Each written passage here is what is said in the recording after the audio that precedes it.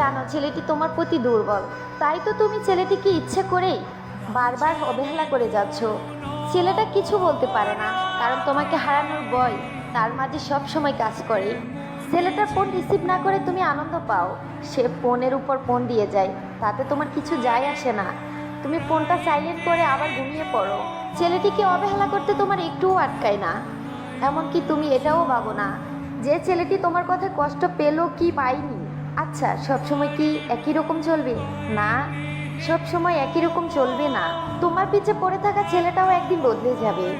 তোমাকে আর মেসেজ করবে না, ফোন দিবে না, এমনকি তার ফোনে তোমার নাম্বারটা পর্যন্ত খুঁজে পাওয়া যাবে না। যাকে অসংখ্য অজুহাত দিয়ে দূরে সরে রাখতে, দেখবে একদিন এমন সময় আসবে যখন তুমি একটা বার হেলো বলার মতো সুযোগটাও পাবে না। প্রত্যেকটা মানুষের জীবনে একটা সুযোগ আসে। তোমার সুযোগ ছিল ছেলেটিকে ভালোবেসে বুকে জড়িয়ে রাখার, আর ছেলেটির সুযোগ ছিল প্রচণ্ড কষ্টের হাত থেকে বেরিয়ে যাওয়ার। ছেলেটা কিন্তু তার সুযোগটা কাজে লাগিয়েছে, আর তুমি জীবন নামক পাকা একটা মাঠে হেরে যাওয়া প্লেয়ার। এই যুগে সত্যিকারে ভালোবাসা মানুষের খুবই অভাব। তাই যদি সত্যিকারে ভালোবাসা মানুষটাকে পেয়ে যাও, তবে তাকে অবহেলা করো না, ভালোবেসে বুকে জড়িয়ে রাখো।